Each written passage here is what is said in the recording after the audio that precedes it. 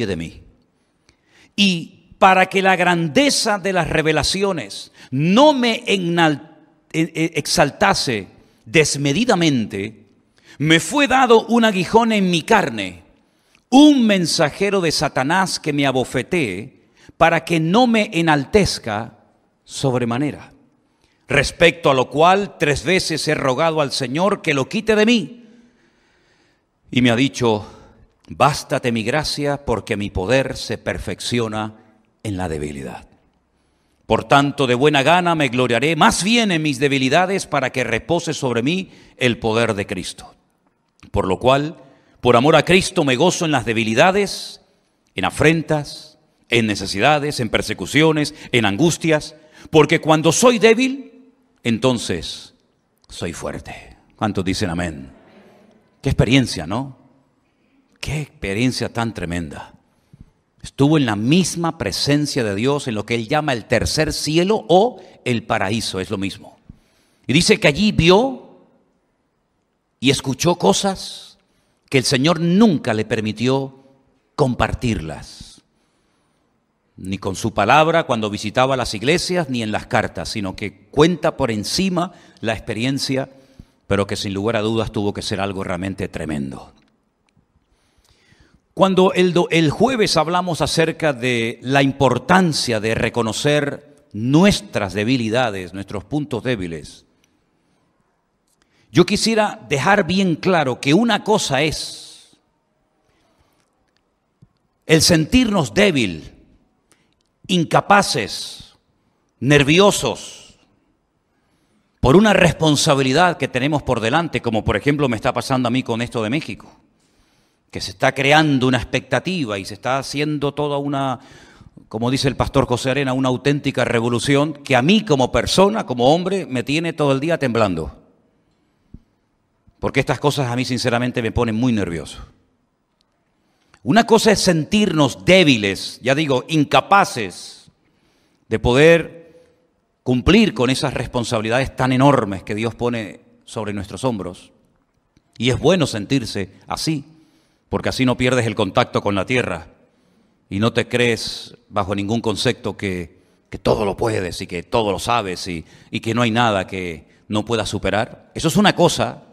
Y otra cosa muy diferente es el tema de las debilidades, en las cuales tenemos que trabajar mucho para que se conviertan con el paso del tiempo, con la ayuda del Señor, en puntos fuertes. Amén, hermanos. Si no mezclemos una cosa con otra, porque no tienen nada que ver.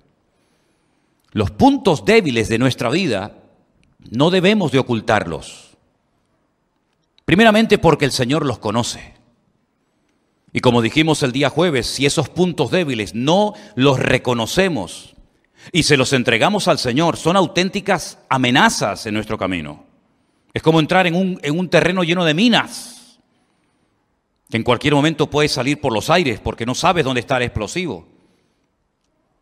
Y ocultar los puntos débiles de nuestra vida, permítame ponerles el ejemplo de cuando Faraón en Egipto dio un edicto que dijo que tenían que matar a todos los niños pequeños, lanzarlos al río Nilo para que se ahogaran. Dice la Biblia que una familia ocultó a su hijo durante 3 meses. Y estoy hablando nada más y nada menos que de Moisés. Es imposible ocultar a un bebé. En algún momento llora, en algún momento hace ruido. Y cualquier madre que ya hubiera tirado al río o lo hubieran tirado al río a sus hijos, al ver a la vecina con su hijo escondido, probablemente te podría delatar y decir: ¿por qué yo tengo que experimentar este dolor y tú tienes el gozo y la alegría de poder tener a tu hijo escondido? Pues en cierto sentido, tratar de ocultar los puntos débiles es como decía el salmista: ¿dónde huiré de tu presencia? ¿Dónde me esconderé de tu Santo Espíritu? Ya que todo Dios lo ve, lo conoce y lo sabe perfectamente. Es absurdo intentar ocultar nuestros puntos débiles, porque cuanto antes los reconozcamos y los confesemos, pidiéndole ayuda al Señor, antes podremos superarlos y vencerlos en el nombre del Señor. Tratar de ocultar un punto débil, una debilidad de nuestra carne, de nuestro carácter, de nuestra forma de ser, es como intentar ocultar un cadáver en casa. Tarde o temprano el olor va a salir por todas partes y es imposible ocultar la vida de un cadáver en casa. Los puntos débiles huelen a muerte, los puntos fuertes huelen a vida. Y la Biblia habla acerca de la carne. Y cuando habla de la carne, habla del ego. Habla de lo que somos nosotros, de lo que éramos y practicábamos y creíamos y hablábamos y nos dominaba antes de conocer a Cristo. Gracias al Señor que ahora somos nuevas criaturas en Cristo Jesús, Señor nuestro. Las cosas viejas pasaron, he aquí todo es hecho nuevo. Pero el cristianismo no se vive con un cuerpo glorificado. El cristianismo, la vida cristiana no se vive sentado en el cielo, sino con los pies en la tierra y con el mismo cuerpo que teníamos antes de conocer al Señor. Y en ese cuerpo manchado por las cosas de este mundo, este cuerpo de barro, de polvo y ceniza, como decía el patriarca Abraham, es donde muchas veces todavía quedan reminiscencias de nuestra antigua vida y muchas veces pues salen a la luz. Y es lo que yo quiero en esta tarde hablar acerca de los puntos débiles. ¿Sabéis que hay más de 30 versículos en la Biblia que hablan acerca de las debilidades humanas? Y me llama muchísimo la atención que la Biblia no presenta a los hombres de Dios, a los hombres y a las mujeres, como personas que nunca fueron tentadas, que nunca tuvieron debilidades, que todo lo que hacían les salía bien, sino más bien todo lo contrario. El Señor no oculta el pecado de Adán y Eva. Podía haberlo pasado por alto, pero no lo hace. La Biblia dice que oyeron la voz de Satanás, le creyeron, le obedecieron y perdieron su comunión con Dios por desobediencia. Y la Biblia lo dice. La Biblia no oculta el asesinato de Caín. La Biblia no oculta la envidia y los celos de los hermanos de José cuando lo quieren matar, pero por la gracia de Dios se salvó y fue esclavo durante muchos años en Egipto. La Biblia no oculta las triquiñuelas de Jacob, tratando de obtener la bendición a toda costa, ¿verdad? Si hay que engañar al padre, se engaña. Si hay que hacer lo que sea, se hace con tal de obtener la bendición. La Biblia no oculta el pecado terrible de David, ni su adulterio, ni cómo mató al marido de la mujer con la cual se acostó. La Biblia no oculta las debilidades de Salomón, que por cierto todos sabemos cuáles eran, ¿verdad? La Biblia no oculta que Pedro negó al Señor, ni que Lot era un pelele y él estaba dominado por sus hijas, y aunque él lo pasaba mal en Sodoma y Gomorra, con tal de tenerlas contentas, era capaz de renunciar a su comunión con Dios y separarse de su tío Abraham con tal de tenerlas a ellas contentas. La Biblia no oculta la debilidad de Judas, que dice que era una persona que robaba la bolsa, extraía el dinero y finalmente terminó traicionando al Señor por unas pocas piezas de plata. La Biblia no oculta que uno de los compañeros de ministerio de Pablo, Demas, lo abandonó, pero no para irse con otro ministerio o para congregarse en otra iglesia o para servir al Señor en otro continente o de otra manera, sino que se fue al mundo. La Biblia no oculta el pecado de Alejandro el calderero, que dice que le causó muchos males al apóstol Pablo estando en la prisión. En otras palabras, la Biblia es un libro que refleja la carnalidad de los hombres y también su santidad. La Biblia no oculta que eran hombres de carne y hueso como nosotros, hasta el punto que Santiago dice de Elías, fíjense, el gran profeta Elías, dice que era un hombre sujeto a pasiones semejantes a las nuestras. Un hombre que se desanimaba y deseó morirse. Y de hecho le pidió al Señor, quítame la vida, ya no aguanto más. La Biblia no oculta que aquel grandísimo profeta llamado Jeremías, que predicó en Jerusalén jugándose la vida y que recibió todo tipo de humillaciones, estuvo en cárceles, fue azotado, etc. La Biblia no oculta que hay un momento en el que dice, no predico más. Total, ¿de qué sirve hablar? ¿De qué sirve amonestar? ¿De qué sirve advertir al pueblo de su pecado? Si nadie se convierte, nadie cambia, todo sigue igual o peor. La Biblia no oculta que se hartó y le dijo al Señor, ya no aguanto más. Aunque dice que mientras callaba, un fuego de Dios ardía en sus entrañas, porque sabía que él era la voz de Dios que tenía que hablar en Jerusalén.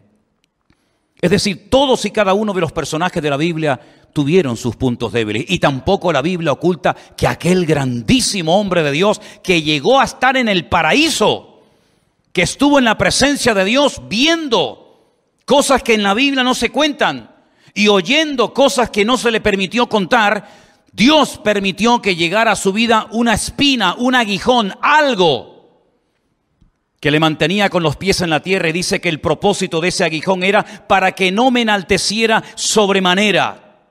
En otras palabras, Pablo está diciendo claramente que si no hubiera tenido este aguijón, si no hubiera tenido esta limitación, probablemente hubiera caído en arrogancia, en orgullo, en exaltación desmedida de su persona. Y uno dice, ¿cómo es posible? Pablo, un hombre que habla del fruto del Espíritu, que habla del amor, de la paz, de la paciencia, de la benignidad, un hombre con tanta experiencia, un hombre tan usado, un hombre tan bendecido, con unas experiencias tremendas, un hombre que conoció al Señor de una forma espectacular, tuviera tendencia con estas experiencias sobrenaturales y genuinas de Dios al orgullo, al enaltecimiento. Pues ahí está, más claro agua. No vamos a tratar de explicar en qué consistía este aguijón o espina en la vida de Pablo, porque ¿para qué? Si ni siquiera él, que es el protagonista de esto, cuenta y dice exactamente de qué se trataba. Comenzamos a leer todo tipo de opiniones en los comentarios, que si era esto, que si era aquello, pero eso no es lo realmente importante. ¿Qué más da lo que era el aguijón de Pablo? ¿Qué más nos da a nosotros? Lo importante es ver el propósito, el objetivo por el cual Dios envió a la vida de Pablo este aguijón, esta limitación física o espiritual o de la índole que sea, para que no me enalteciera sobremanera. Luego Pablo está admitiendo clarísimamente que si no hubiera sido por esto que el Señor permitió en su vida, por lo cual rogó 3 veces, y la respuesta del cielo fue: bástate mi gracia, porque mi poder se perfecciona en la debilidad, hubiera caído en el orgullo. Hubiera perdido muchas bendiciones si el Señor no le hubiera mandado este aguijón a su vida. Es interesante ver cómo la Biblia habla acerca de cómo somos seres humanos débiles. Por mucho tiempo que llevemos en el ministerio, por muchos años que llevemos en los caminos del Señor, todos somos débiles. Y todos tenemos muchas áreas en las que todavía la santidad de Cristo tiene que manifestarse mucho más. Amén, hermanos. Vamos a hacer un pequeño recorrido, no por todos los versículos que hablan del tema, pero sí vamos a escuchar algunos versículos que nos van a dar luz acerca de este tema de los puntos débiles de nuestra vida. Romanos capítulo 8, versículo 26 dice así: Y de igual manera el Espíritu nos ayuda en nuestra debilidad, pues ¿qué hemos de pedir como conviene? No lo sabemos, pero el Espíritu mismo intercede por nosotros con gemidos indecibles. El Espíritu Santo tiene muchas funciones que llevar a cabo en la vida del creyente. Muchas. El Señor Jesucristo dijo en cierta ocasión: os veo tristes, porque ya sabéis que me voy. Pero os digo sinceramente que os conviene que yo me vaya. Porque si yo no me fuese, el Consolador, el Espíritu Santo, no vendría a vosotros. Pero cuando venga, Él os guiará a toda la verdad. Él tomará de lo mío y os lo hará saber.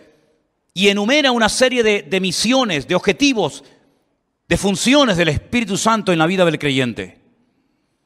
Pero una de las cosas que dice Pablo en Romanos capítulo 8 es que ese Espíritu Santo que mora en nosotros, que está permanentemente en nosotros, nos ayuda en nuestras debilidades. ¿Cuántos dicen amén?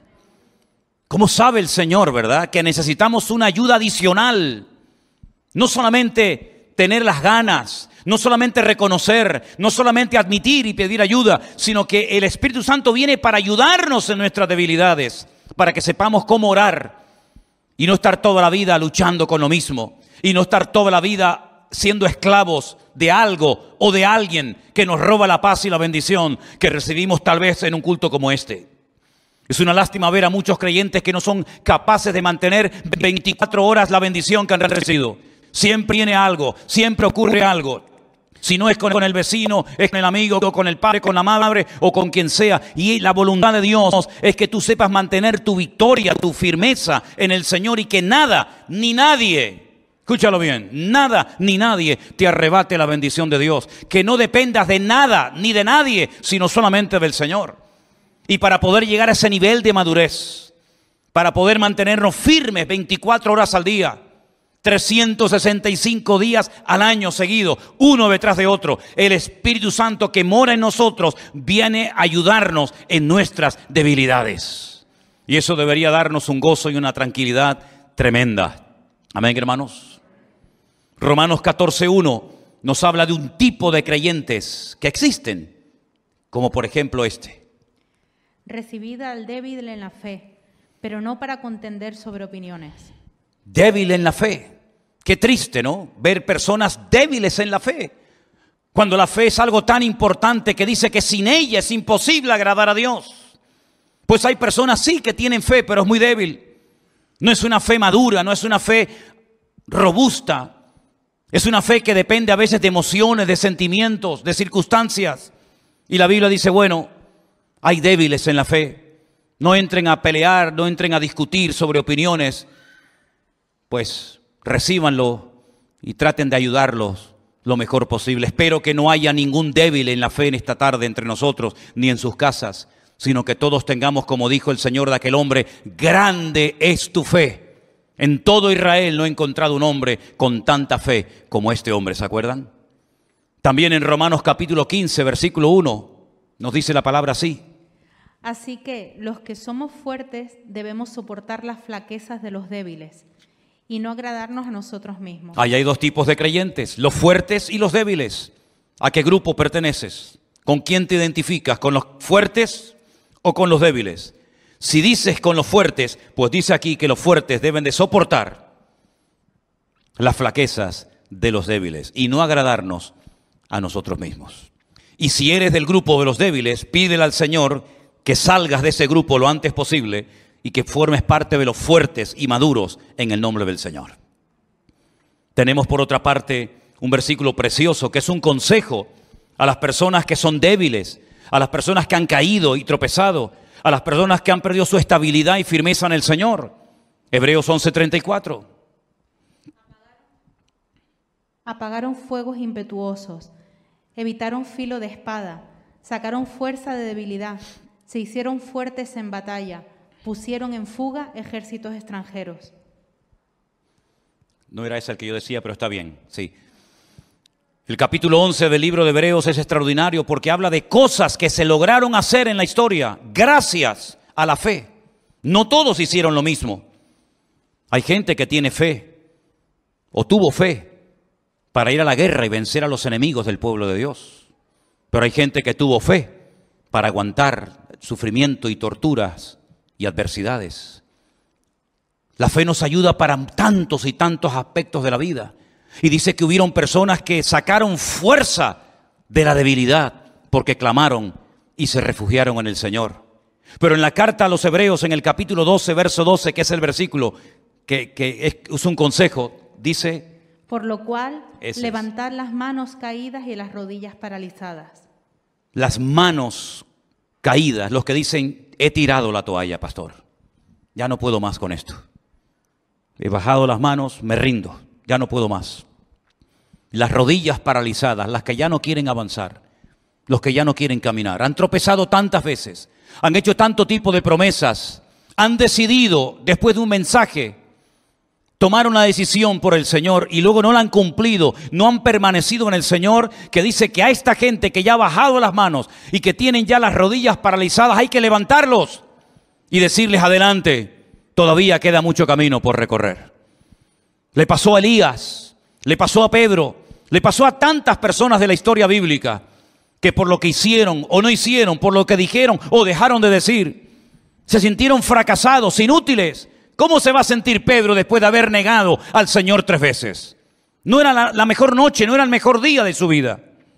Fue el día malo para Pedro. Fue el día en el que no fue capaz de decir, sí, yo soy un discípulo de Cristo. Yo he visto al Señor glorificado en el monte. Y he visto cómo se le presentó un día a Moisés y Elías. Sí, yo lo he visto. ¿Cómo voy a negar eso? ¿Y cómo voy a negar que yo fui uno de los que repartían panes y peces a enormes multitudes cuando yo sabía que no teníamos recursos para que las multitudes se saciaran? ¿Cómo voy a negar eso?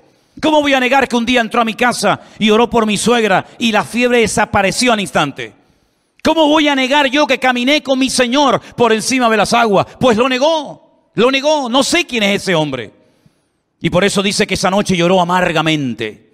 Y por eso el Señor, cuando resucita 3 días más tarde, le dice a una de las mujeres, dile a mis discípulos y a Pedro, porque él dice que no quiere ser más de mi grupo, a mis discípulos y a Pedro, dile que vayan a Galilea, que allí yo me voy a encontrar con ellos. Y vemos al Señor que le da una segunda oportunidad y lo restaura y lo levanta y le dice: apacienta mis corderos. Sí, al que había negado 72 horas atrás al maestro, le dice: apacienta mis ovejas. Es decir, no sigas en ese estado de frustración y de amargura y de tristeza, porque yo todavía puedo usar tu vida poderosamente. Y aquel que le dijo: si no veo las llagas y meto mi dedo en sus llagas y en su costado no creo, a ese también el Señor se le apareció. Y tantas personas de la Biblia que fracasaron y cayeron en su debilidad, pero que el Señor los restauró. Porque nuestro Dios no solamente es un Dios que salva, sino un Dios que restaura a los que han caído y han bajado las manos y tienen sus rodillas paralizadas. También nos dice en el libro de Joel algo muy interesante. Y ahora vamos a dar un giro en el mensaje, porque hay un texto que a lo mejor a priori no se entiende, pero yo lo voy a utilizar y les voy a decir por qué. Joel capítulo 3, versículo 10. Forjad espadas de vuestros azadones, lanzas de vuestras hoces. Diga al débil: fuerte soy. Forjad espadas de vuestros azadones. Es un cambio radical. No es lo mismo una azada que una espada. No es lo mismo una hoz que una lanza. Y el Señor lo que está diciendo es: cambien las armas. Ya no usen azadas, ahora usen espadas. ¿Y no será que a lo mejor el sistema o lo que has hecho para cambiar te ha fallado y estás empeñado en seguir haciendo lo mismo? Quiero recordarle las palabras de aquel hombre que todos conocemos, Albert Einstein, que dijo en una ocasión: si quieres ver cambios, no hagas siempre lo mismo. Y hay personas que están empeñadas que el sistema, que el método que ellos tienen es eficaz. Y lo podemos ver en la sociedad en la que vivimos. Y el Señor Jesucristo la definió como ciegos, guías de ciegos. Si un ciego cae en el hoyo, ¿cómo va a poder guiar a otro? Los dos caerán en el mismo hoyo, en la misma trampa, en la misma red. Nosotros tenemos armas espiritualmente hablando para poder vivir vidas cristianas victoriosas. Piensa en qué has estado haciendo, qué has intentado, qué lugares has visitado, a qué sitios has ido. ¿Qué has estado haciendo para dejar lo que quieres dejar? Para cambiar como quieres cambiar. Porque si no lo has logrado, si no has obtenido éxito en esa empresa, en ese ejercicio, quiere decir que ha llegado el tiempo de cambiar tus armas. Le decía el Señor a los agricultores: dejen de trabajar en el campo y hagan espadas de vuestras azadas. Dejad la hoz y convertirlas en lanzas. En otras palabras, es un cambio de estrategia. Hay que tener una mentalidad diferente, actuar diferente. ¿Por qué? Porque aunque vivimos en la carne, no militamos según la carne. De poco sirve una hoz para ir a la guerra. De poco sirve una azada. Tenemos que tener armas que nos permitan contrarrestar los ataques del enemigo. Porque las armas de nuestra milicia no son carnales, decía Pablo, sino poderosas en Dios para la destrucción de fortalezas. Pablo conocía cuáles eran las armas que Dios nos ha dado a nosotros. Y si quieren pueden leer tranquilamente el capítulo 6 de la carta de Pablo a los Efesios, donde van a ver cómo él describe la armadura de un soldado romano y él aplica cada una de las partes de la armadura del soldado romano a distintas armas que tiene el creyente para defenderse y atacar en el día de hoy. Él observaba que el soldado romano no iba desprotegido en cuanto a la cabeza, sino que llevaba un yelmo. Y él dice: el yelmo es como la salvación. Es decir, el yelmo guarda la cabeza. Y él dice: mentalízate, cambia tu forma de pensar. Eres salvo, por lo tanto ahora ya no puedes pensar, vivir, actuar y comportarte como antes lo hacías. El soldado romano se protegía el pecho con esa coraza: la justicia de Dios en tu vida. Ninguna condenación hay para los que están en Cristo Jesús, porque ahora hemos sido justificados por la sangre de Cristo. Él sabía que el soldado romano necesitaba un escudo para poder repeler los ataques del enemigo, y él dice: ese escudo lo voy a comparar a la fe, Porque cuando el diablo te lanza un dardo de fuego, tú puedes usar el escudo de la fe y neutralizar al enemigo. Pero hace falta una espada, hace falta un arma que te permita atacar y neutralizar al enemigo. La espada es la espada del Espíritu, que es la palabra de Dios. Y cuando camines por la vida, ya no caminas en la carne, ya no caminas en el ego, en la arrogancia, en la soberbia, sino ahora con el apresto del Evangelio. Ahora tenemos un mensaje que transmitir, tenemos una palabra que comunicar, el Evangelio de Jesucristo, que dice ir por todo el mundo y predicar este mensaje. En otras palabras, el cristiano no va por la vida desprotegido. ¿Y ahora qué hago? ¿Ahora qué hago? Cada vez que tengo problemas vengo a la iglesia y cuando se me resuelven ya no vengo más. Esa no es la vida que la Biblia describe para ti y para mí. La Biblia nos enseña que es bueno congregarse. No dejéis de congregaros como algunos tienen por costumbre, dice la Biblia. Ya en el siglo I había hermanos que no le daban importancia al congregarse. Pero no es suficiente con congregarse. Tú tienes que aprender a defenderte tú solito, tú sola en casa. Cuando eres tentado, cuando eres calumniado, cuando eres perseguido. A lo mejor vives en una familia donde tú eres la única, el único convertido y se ríen de ti tus compañeros de trabajo. ¿Cómo actúo? ¿Cómo hablo? ¿Cómo reacciono? Como dice la palabra de Dios. Con esas armas, el nombre de Cristo es una de ellas, la oración es otra, la palabra de Dios es otra, y así cada una de esas armas me ayudan a vivir en victoria. Hay que cambiar las armas. Miren, por ejemplo, esta serie de fotografías que vamos a mostrarles. Esa era un arma muy poderosa hace siglos, la famosa catapulta. Hoy en día sería ridículo ir a la guerra con una catapulta. O con esta otra arma que ven ustedes ahí, sí, que podía matar, hacía mucho daño, la ballesta, pero son armas muy antiguas. Esas armas hoy en día están en un museo, son reliquias que la gente va a visitar. Esas catapultas que lanzaban piedras, esa bola con pinchos que utilizaban en el campo de batalla, en el cuerpo a cuerpo, tuvieron su momento, pero sería ridículo hoy en día mandar a un soldado a la guerra con estas armas. No tiene ningún sentido, están caducadas, ya no funcionan. Nadie va a la guerra con este tipo de armamento. Antes sí, tuvieron su momento, tuvieron su lugar, cualquiera daría lo que fuera por tener cosas como estas. Pero hoy en día hay otro tipo de armas. Comparen eso con una catapulta. Comparen eso con una catapulta. Robots que son capaces de ir a lugares donde no hace falta ni que vaya el ser humano, lo teledirigen para que vaya y dispare. Miren qué misiles que pueden viajar miles y miles de kilómetros a otros continentes y hacer una destrucción terrible. Miren qué armamento. Queridos hermanos, hay armas antiguas y armas modernas. Y en el mundo espiritual ocurre exactamente lo mismo.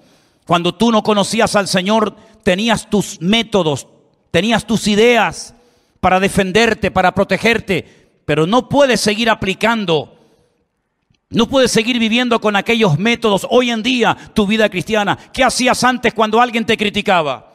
¿Qué hacías antes cuando alguien te insultaba? ¿Qué hacías antes cuando alguien te miraba mal? ¿Qué arma utilizabas? ¿El amor? ¿La paciencia? ¿La misericordia? ¿La oración? ¿La bendición? ¿Seguro? Utilizabas el impulso de tus puños, las palabras de tu boca. Sabe Dios qué armas utilizábamos nosotros, ¿verdad?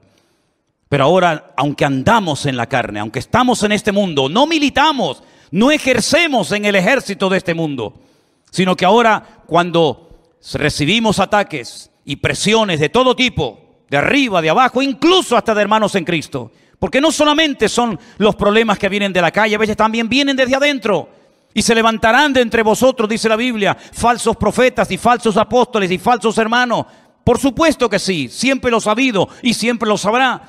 Pero ¿cómo reaccionamos ahora ante todo eso? Con armas diferentes, con armas espirituales, con lo mismo que hacía el Señor cuando le insultaban, que no devolvía otra maldición. Dando ejemplo, comportándonos de una forma distinta y diferente, llevando todo a la oración, a la presencia del Señor y poniendo todo en sus manos, sabiendo que Él es nuestro mejor abogado. ¿Cuántos dicen amén? Si no aprendemos a vivir así, si no queremos defendernos a nosotros mismos, estaremos perdiendo el tiempo y seremos otra vez víctimas de nosotros mismos. Porque dicho sea de paso, el mayor enemigo que nosotros tenemos somos nosotros mismos. Las armas que el Señor nos ha dado son armas poderosas que en el mundo espiritual tienen un efecto destructivo. Fíjate cuando oramos al Señor. Estamos orando por personas de otros continentes, personas que nunca hemos visto su rostro, pero que la oración que no conoce fronteras es capaz de llegar hasta ese hospital, hasta esa casa y tocar a ese joven en esa cárcel o en esa circunstancia difícil en la que se encuentra. Y es un arma tremendamente poderosa que viaja de continente a continente, de país en país, y sobre todo cuando va ungida y respaldada por la palabra y por el nombre de Cristo. Esas son las armas que tenemos nosotros hoy en día.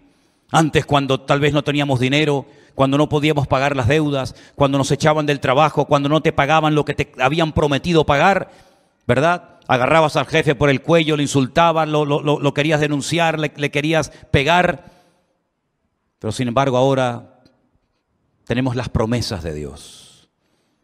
Y en esas promesas el Señor nos dice: yo soy tu pastor y nada te faltará. Nada te faltará. Y a veces nos enfadamos con las personas.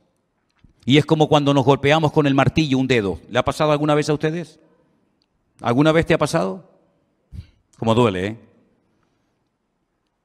¿Qué sentido tiene que insultes al martillo? ¿Qué sentido tienes que llames de todo al martillo? El martillo es simplemente el instrumento. Pero el que se ha hecho daño eres tú, utilizando ese instrumento. Y a veces no sabemos interpretar las cosas que ocurren. Pensamos que es el jefe que la tiene tomada conmigo, o el vecino de arriba. Pero ni una hoja de un árbol se cae sin permiso de Dios. Y cuando ocurre algo es porque detrás de ese algo nuestro Dios está hablando y está tratando de enseñarnos algo. Puedes pelear con el martillo, puedes pelear con la persona, pero detrás de la persona está nuestro Dios, que es el que ha permitido que esa persona te haga o te diga lo que te hace doler. Y así como Pablo le dijo al Señor: quítame esto, y el Señor le dijo: no. Y volvió a pedírselo otra vez y le dijo el Señor: no. Y en 3 ocasiones rogó: quítame este aguijón, esta espina de mi vida. Y el Señor dijo: no te lo voy a quitar. Pero